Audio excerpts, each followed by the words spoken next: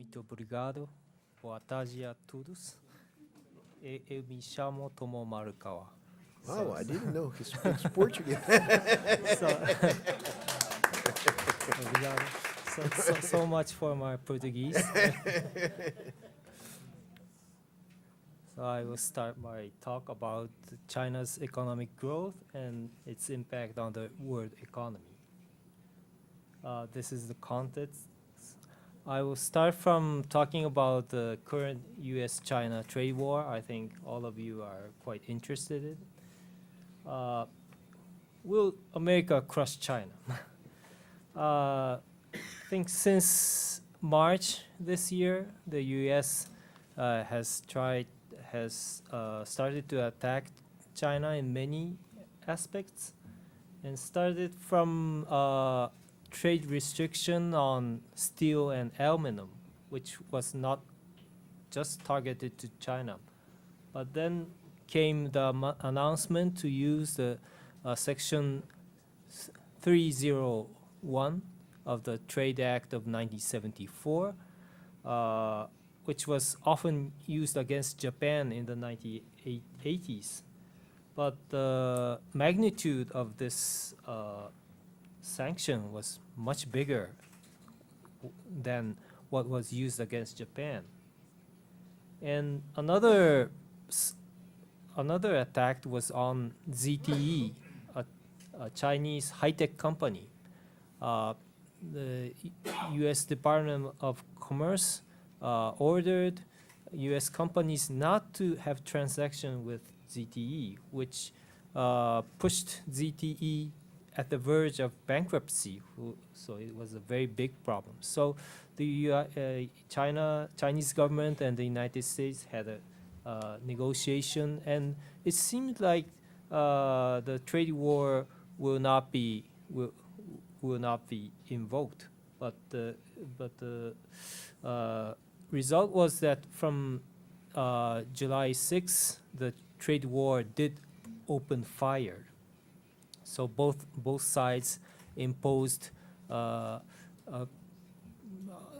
tariffs on lots of trade between the two nations. And recently, the most recent development was that the U.S. imposed retaliation tariffs on $200 billion worth of imports from China, which is a very big sanction. And I think this marks maybe it's a historical event, because I think the U.S. has been the major force in pushing forward trade liberalization in the post-Second War period. And institutions such as GATT or WTO or the IMF, they were created under the leadership of the United States. And since the late 1970s, the United States has run into trade deficits. And in the 21st century, the amount of trade deficits has reached to like 400 to 800 billion US dollars every year, which is a very big amount. And nowadays, the United States has to rely on capital coming in from Japan or China or other countries to finance its trade deficit. And on the other hand, China has been quite underdeveloped country, and also it was a planned economy, socialist country. So naturally, its industries lacked competitiveness against any other country. So it was natural for China to start its reform with very high protection. So at some point of time, the Chinese tariffs on cars, for example, was like 100%. And since joining the WTO in 2001, China lowered its tariff barriers, but still China is considered to be a developing country, so its tariff rate on average was still around 10%. Very recently, the Chinese government announced that the average tariffs will drop to 7.5%. So gradually, China is perhaps moving from a developing country to a developed country, but still it's not a developed country. And while China is moving more and more towards liberalization, very suddenly, I think, the United States elected a president who thinks that protectionism is good. So it seems like it's a very paradoxical situation, because the United States is now aiming towards protectionism, while China, which was a very closed country, is now seems like China is acting as a leader of free trade. And one scholar from Harvard, Graham Allison, he wrote a book last year, perhaps, and the title was "The Coming War Between the United States and China," something very, very scary title. But he talked about a very interesting idea, which he calls the Thucydides trap. It comes from ancient the story of ancient Greece. It is a friction between Athens and Sparta. Sparta was the leader. Athens was a growing, emerging city, and both of them ended up having a war which lasted for like 30 years. So Professor Allison's argument is that when a new rising country approaches the hegemonic country with a very fast speed, then in many cases the friction will end up into a war. So this interesting graph shows the relative size of the second largest economy in the world. So 100% means the United States, which has been the largest economy in the world for more than 100 years. And here is Japan.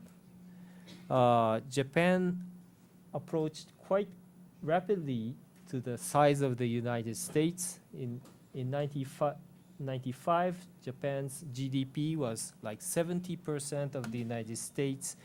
And so during the 10 or 15 years from 1980s to 1995, Japan and the United States had a very severe trade friction, but not today because Japan has declined.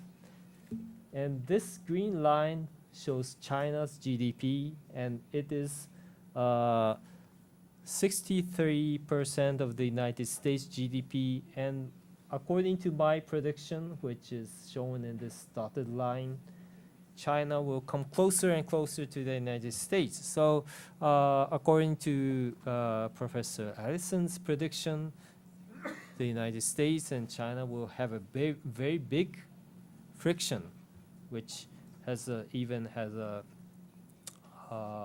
danger of ending up into a war. And Japan's GDP in the 1990s was somewhat bloated because of the appreciation of the Japanese yen. But I think China's growth is more real because it has a huge population of 1.4 billion. And so these are the figures which shows the relative size of the of China and the United States. And for example, the GDP purchasing power parity, which means the GDP calculated by the actual purchasing power of each currency. Then this calculation made by the World Bank shows that China has already larger GDP, larger economy than the United States. Or please look at this trade volume. China's trade volume is already bigger than the United States. And another interesting, figures are these. I've counted 195 countries and regions around the world, and with their trade volume with China and the United States. And among 195 economies, 136 had more trade with China than with the United States. So I think that shows how big China is in economic terms. And this strange map shows the situation of 1990. Each country's size is made according to their GDP, their economic size. So in 1990, the West, the United States, Western Europe, and Japan had relatively big size of the global GDP, while China was very small here. But according to my prediction, which is made according to the prediction made by the IMF, China will be as big as this in 2030, while Japan will be somewhat thinner. United States will be almost the same size with China. So in Japan, Japan was proud to be a member of the so-called G7 group of seven major countries in the West. But in 1990, we believe that the G7 the group of seven can decide how the global economy will develop. But in 2030, that's no more the case, because G7 will be relatively small, while China and also India will be very important economic players in the world. So G7 will account for only 1/3 of world's GDP. So I think we need to adapt our thinking about the global economy. Well, we used to think that China is the factory of the world. It's a major production base of multinational enterprises. China is a low-cost manufacturing base, and Japan and Korea exports high-tech components to China, and China uses its low-cost labor to assemble them into end products and export them to the United States. I think these remarks are still true.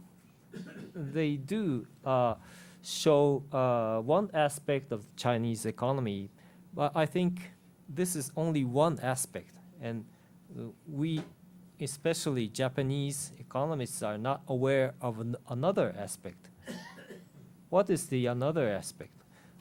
This is the structure of China's trade with various regions around the world, and I want to just look at this. China exported to the G7 group of seven.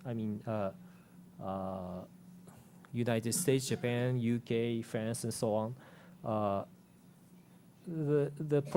The share was 52.2% in 2000. So more than half of China's exports went to these 7 countries. But this proportion, this share has declined to 40%. while the share of emerging economies has grown from only below 20% to 42.5%. And what I call by emerging economies is a very broad idea. Asia, excluding Japan and Hong Kong, Africa, Latin America, and the Caribbean, East Europe, Russia, Central Asia, Middle East, Oceania. I call these as emerging economies. So China's trade are oriented towards more and more towards these emerging economies. So places like Africa, for example, Africa's share in China's trade is growing both in its exports and imports. And so is the case of Latin America growing. And then I will briefly talk about China's position in capital, international finance. China was a borrowing country. China had run trade deficits until 1993.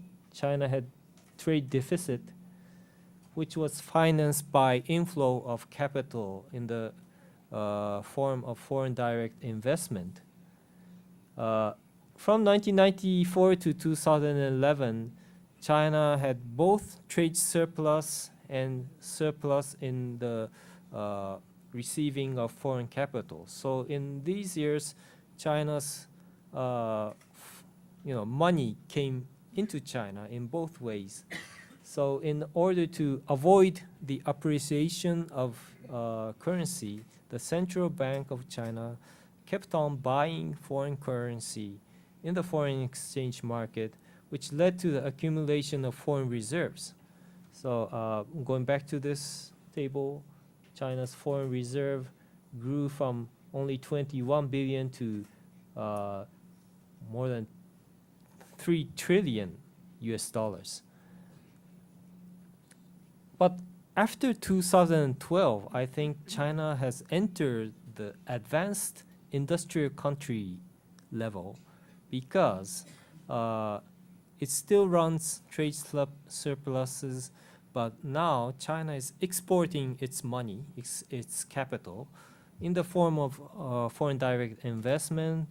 And also, you may be aware that Chinese citizens are now traveling abroad, spending a lot of money in Japan, perhaps in Brazil and other places. So now China is a capital exporter. While China is still very underdeveloped in its currency, the Chinese yuan, renminbi is still not used so much in international transactions. So this is the only, underdeveloped part of China. And next, I will talk briefly about the Belt and Road Initiative.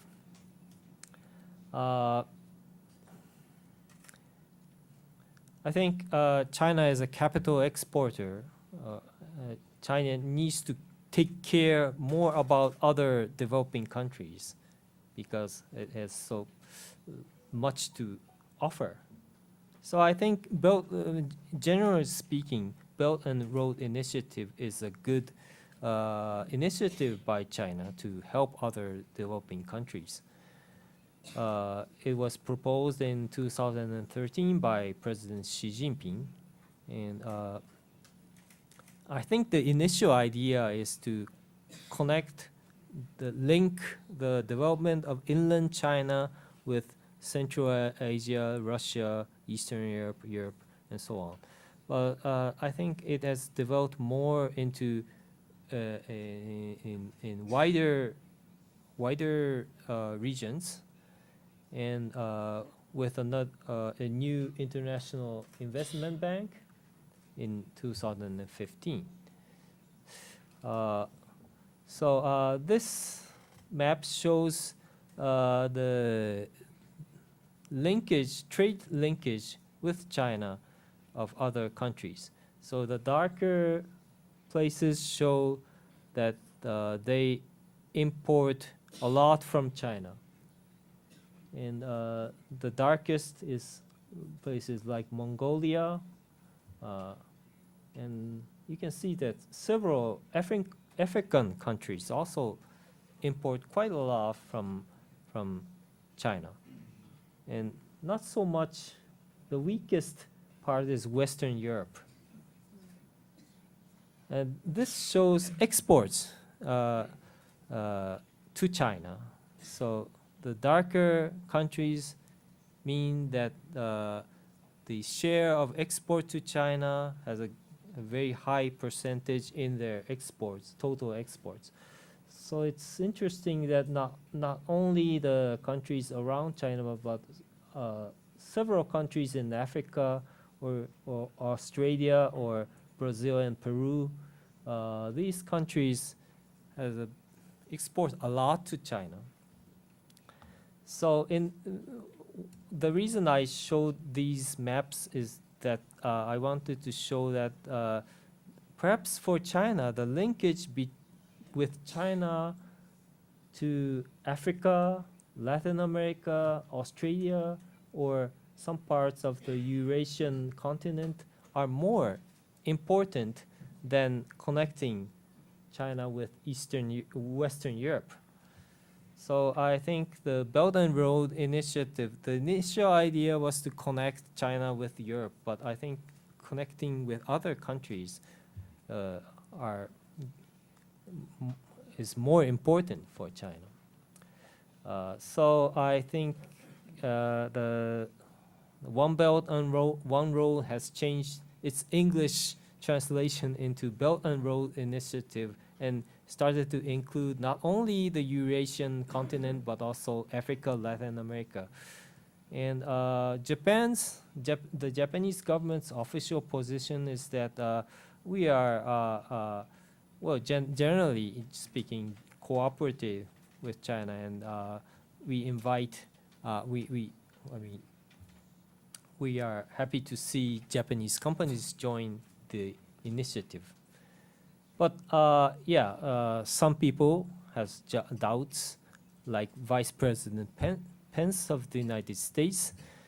He criticized China that China is using loans to lure these countries to expand its influence. And he even talked about debt traps.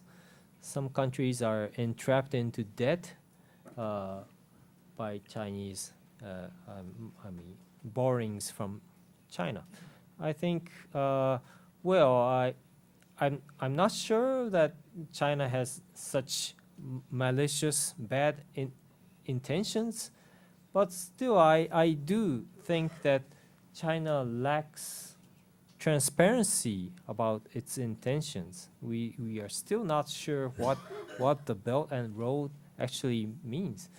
So China should improve its transparency, and also it should consider improving the trade terms of loans. I think China has still not started to offer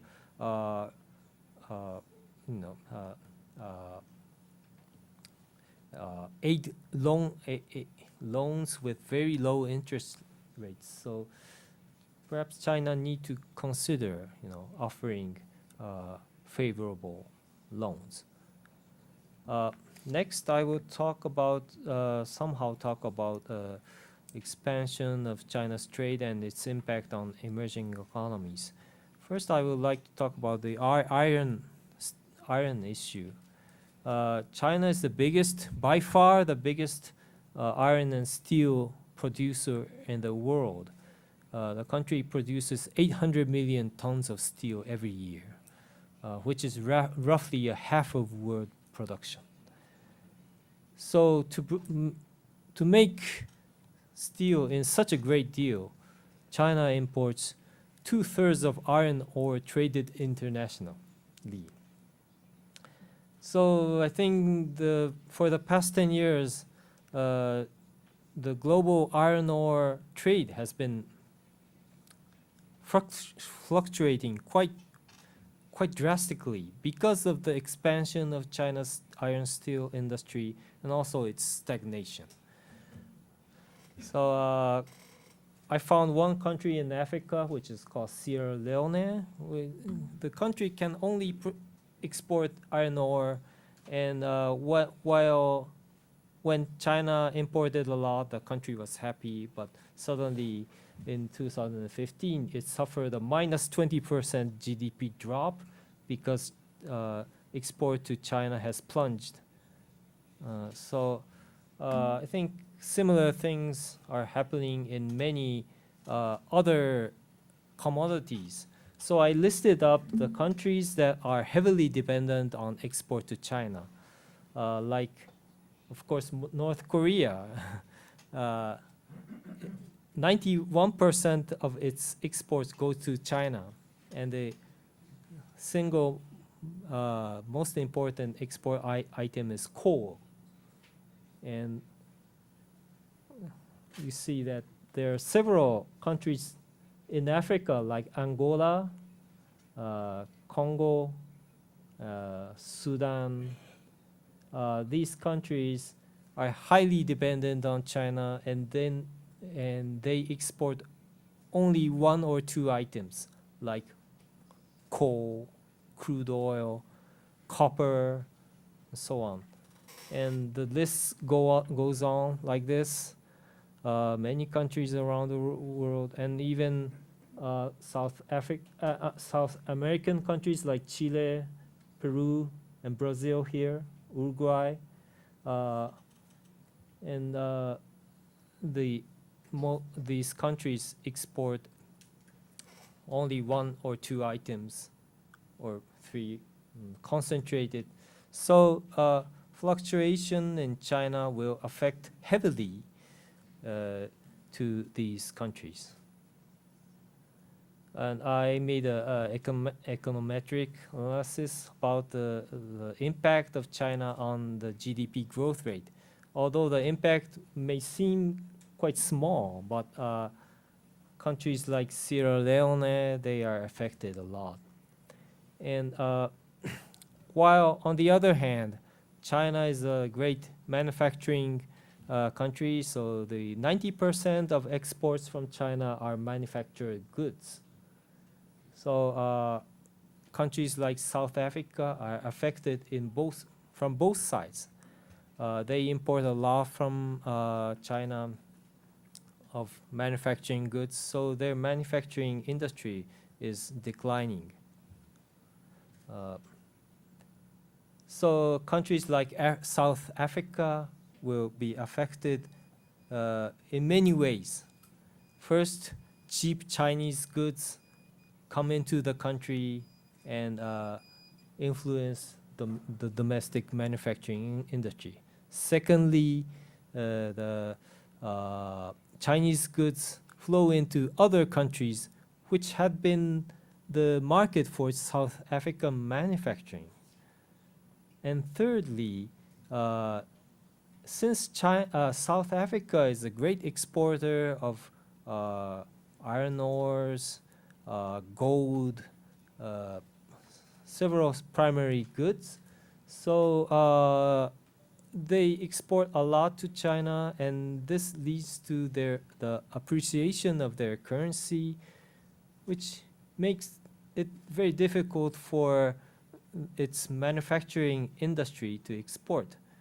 So I think several countries, including Brazil, are placed in the similar situation. Brazil, Indonesia, Thailand, the Philippines, South Africa, these are the countries in the global south, but they are great manufacturing industry countries, but they're experiencing similar pressures. So this table shows that, for example, take a look at Indonesia. The share of primary goods like copper, I think in the case of Indonesia, was 41% in 2000, but its share is relatively rising. It has risen to 50%, and and the export to China has a higher percentage of primary goods, 70%. So it's like these countries are pushed back. So Indonesia is relatively industrialized country in Southeast Asia, but it has been pushed back to the status of primary goods exporters. And I think the same thing applies to Brazil. Brazil's export has only 37% of its export was primary goods in 2000, but now the share has risen to 58%, and perhaps it's related to the trade with China. So this again analysis that I made that exports from China will affect negatively to the manufacturing industries of other countries. So this what I reminded is Raul Prebisch, economist from Argentina. He wrote in 1950 about the center-periphery structure, and he said that the world economy consists of an industrialized center, which was the Western Europe and the United States in his days, and an underdeveloped periphery, including Argentina and other Latin American countries. And he argued that specializing in primary goods exports are not good for economic growth. So he pushed forward the industrialization of these countries. And now the center's place has been replaced by China. And while the other countries in Asia, Africa, Latin America are pushed towards more specialization in primary goods exports, like the countries I have shown. And well, Raul Prebisch has been forgotten for many years, but recently Jeffrey Sachs, and he came up with an idea of the curse of natural resources, which is virtually the same idea with Raul Prebisch. Sorry.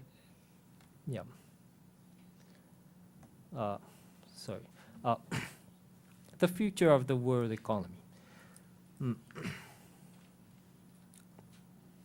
In 2017, China's per capita GDP was $8,827, which I think is almost the same with Brazil.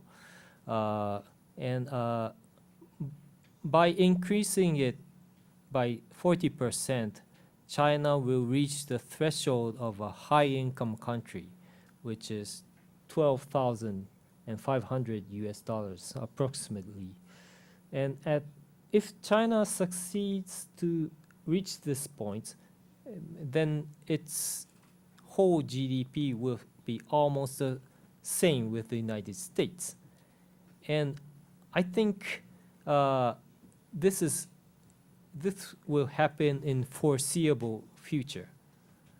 In 10 or so years, 10 years from now, China will reach that point. And the question is, so we have one big center, which is the United States in the global economy, and now China will be another big center.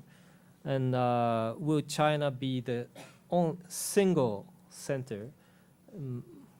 That's the question. And my answer is that, well, both China and the United States will be the two big centers. The reason is that just when China will reach the level of the United States size, China's population will also be its peak. So it will start to decrease from that year. And in particular, the working age population, which means the people aged 16 to 64, has already started to decrease since 2014.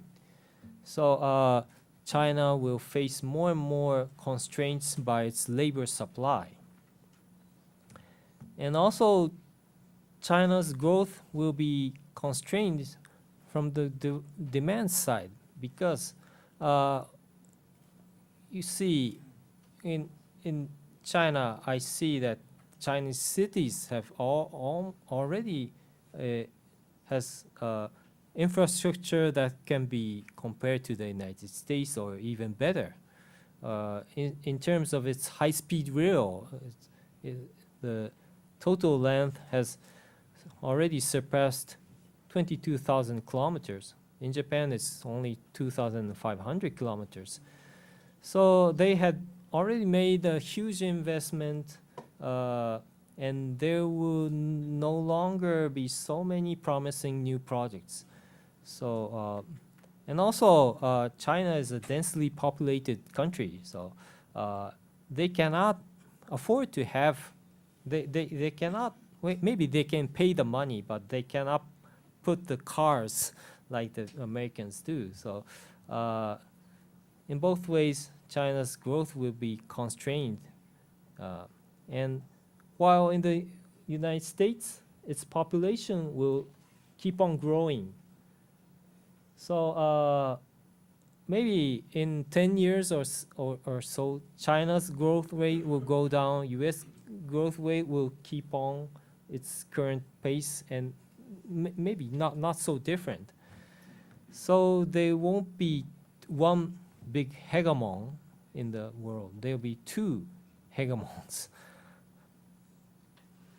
And so maintaining a good Sino-US relationship is very important for the peaceful development of the world as a whole, which is that is at danger now. And the reason why President Trump is so angry is because the United States had huge trade deficits. And this table shows that its current account deficit is almost the same with its federal budget deficit.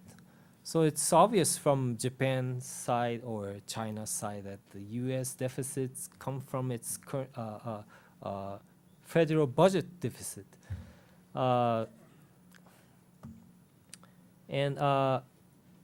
trade deficit is not really a problem because the U.S. can borrow money. So long as we believe that the United States is a great country, we keep on lending money to the United States. So the United States net international liability, net borrowing, it amounts to $7.7 trillion, which was 40% of its GDP. And the biggest lender to the United States are China and Japan.